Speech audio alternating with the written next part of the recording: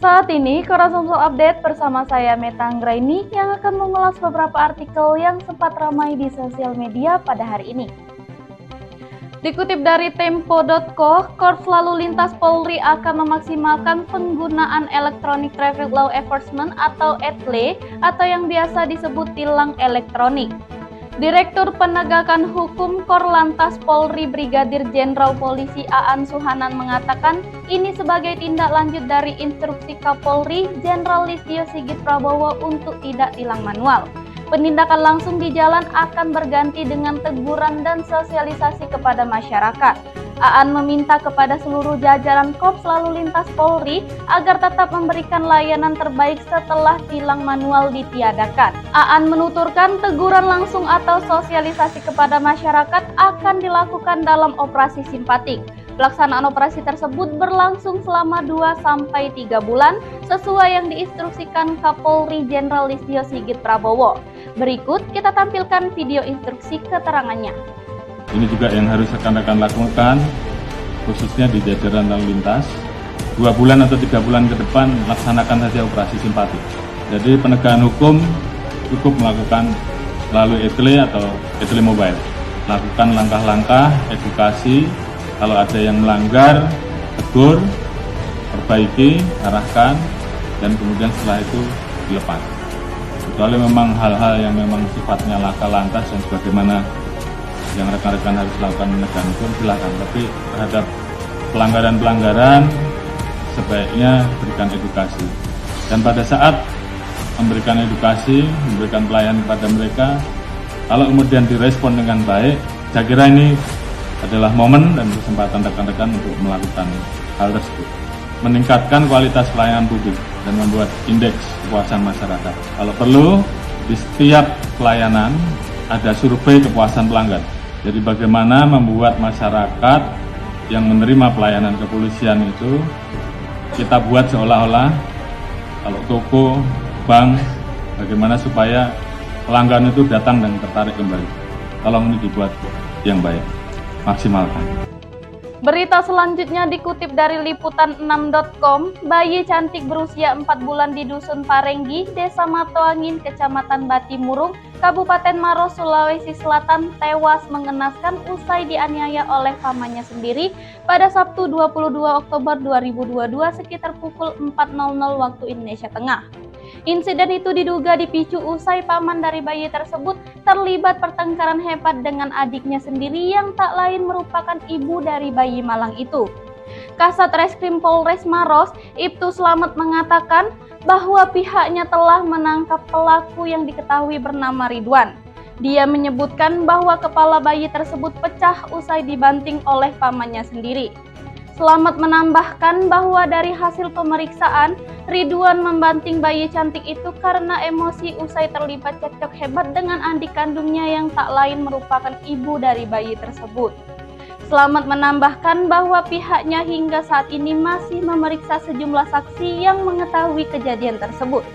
Pasalnya, hingga saat ini pihak kepolisian juga masih mendalami penyebab pertengkaran antara Ridwan dan adik perempuannya itu. Anjing kau, cari kau.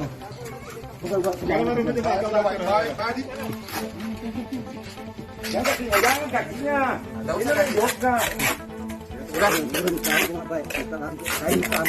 Bapak memang itu anak-anak kasih langsung. Saya merasa bersalah karena yang saya minta ampun kasihan. Kan diperintah jaga saya. Siapa perintah kau setan?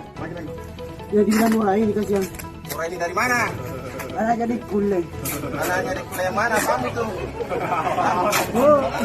Anak minta apa pada saya? Mulai ini kasihan.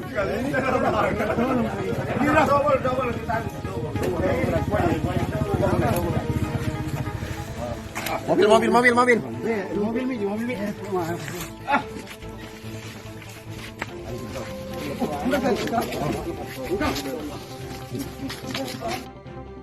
Kemudian dilansir dari sukabumi.suara.com, beredar video di media sosial belasan rumah di NTT dirobohkan oleh petugas Satpol PP. Para warga yang terkena peristiwa tersebut meminta tolong kepada Jokowi selaku Presiden Republik Indonesia. Video ini diunggah oleh akun Instagram @memomesos pada Sabtu 22 Oktober 2022. Penertiban bangunan semi permanen tersebut dilakukan setelah adanya klaim Pemprov NTT terhadap kawasan yang diakui sebagai milik Dinas Kehutanan Pemprov NTT. Para warga meminta kepada pemerintah agar bisa memperhatikan nasib warga dan memberikan lokasi untuk dapat ditinggali sebagai tempat tinggal mereka. Terlihat ada anak kecil yang berteduh di bawah robohan rumah yang telah dirobohkan oleh petugas Satpol PP. Tampak dari badan anak kecil tersebut sedang kedinginan. Pasalnya, kondisi cuaca di sana sedang turun hujan. Tampak juga seorang laki-laki yang mewakili semua warga yang rumahnya digusur oleh petugas Satpol PP. Sang laki-laki itu juga terlihat menangis dan meminta pertolongan kepada Pak Jokowi. Banyak warga yang terlihat sengsara dan kebingungan harus berbuat apa karena hanya itulah yang sekarang mereka punya. Kita doakan bersama-sama semoga warga yang merasakan peristiwa tersebut bisa diberikan fasilitas yang layak oleh pemerintah. Kasihan Pak Presiden lihat anak-anak kecil sampai nangis-nangis seperti ini. Sampai hati pemerintah provinsi NTT bisa seperti ini. Pak Presiden tolong kami warga yang ada di Pupabu. Ini anak-anak kecil Pak sampai seperti ini. Pak Presiden, kami mohon Pak. Pak Presiden, kami mohon. Ini keterlaluan pemerintah provinsi NTT. Sadis Pak. Sedih sekali Pak.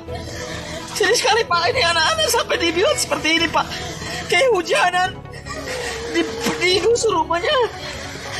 Terus disiksa seperti ini. Dibiarkan harus pasak kuyup. Mana tanggung jawab negara Indonesia? Pak Jokowi, Bapak duduk di istana. Kami rakyat tersiksa, Bapak. Kami tidak bisa bikin apa-apa, tidak bisa berbuat apa-apa, Bapak. Kami hanya bisa seperti ini. Kami mohon, kasus ini bisa diselesaikan, Pak.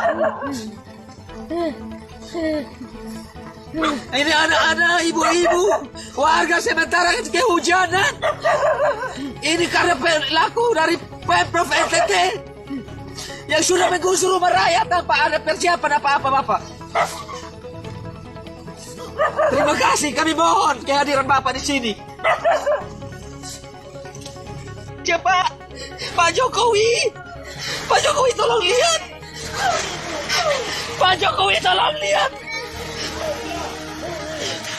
Pak Jokowi, tolong lihat ini warga yang dibuat seperti ini, Pak.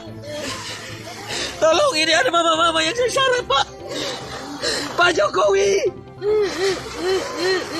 Pak Jokowi. Kami bukan warga negara Indonesia, apa? Kami mau lari kemana lagi, Bapak?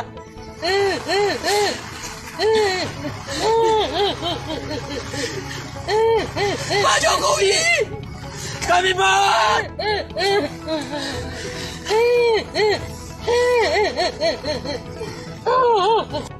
Berita terakhir dikutip dari kompas.com, seorang pengendara sepeda motor Honda PCX warna putih tanpa plat nomor tertangkap kamera hendak mencuri satu rol kabel di perlintasan kereta api di Jalan Ayani, Surabaya, Jawa Timur. Aksi pencurian kabel itu terekam dalam sebuah video berdurasi kurang dari 2 menit yang viral di media sosial sejak Jumat 21 Oktober 2022. Dalam video tersebut, pengendara yang hendak mencuri kabel itu sempat ditegur warga. Namun, pria yang belum diketahui identitasnya itu tampak tak takut sama sekali. Bahkan, pria bercelana pendek hitam dan bertopi tersebut mendekati warga yang sudah merekam dan melarangnya mencuri kabel. Pria tersebut bahkan melontarkan ancaman dan menantang warga jika aksinya dilaporkan ke polisi. Namun, setelah kembali ke seberang bantaran rel dengan niatan membawa satu rol kabel berwarna hitam, pria tersebut langsung didatangi 2 anggota TNI yang saat itu sedang melintas berboncengan. Kemudian, pria tersebut langsung melarikan diri.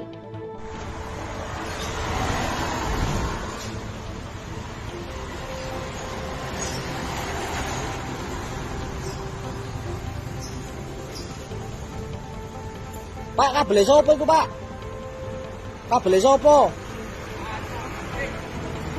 Lah lha apa yang men gowo? Hah? Lah lha apa yang men gowo? Lho lha iya sampe lha apa sampean gowo?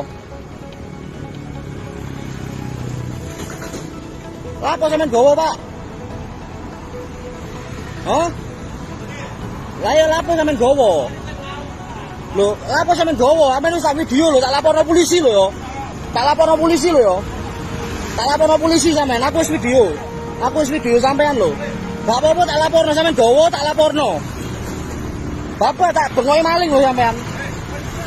Kon nggak sampean lapo nggowo-nggowo iku, Pak? Gak wis. Gak. Aku wong kene lho, Saiki iku lapo? Sampeyan gowo lapo? Gak sampeyan gowo lapo? Tak pantau lho 3 dino sampean. Oh iya wis, kalau aku kon nek kalau kon tak pateni. Gak apa-apa, Pak, aku sampeyan ancam kok. Gak apa-apa. Yo. Tak video. Tak bengoki maling sampeyan gowo, tak bengoki maling. Sampeyan gowo tak bengoki maling. Gak apa-apa wis tak laporno polisi sampeyan langsung. Tak laporno polisi langsung sampeyan, Pak. Maling iki, Pak. Maling ngabel, Pak.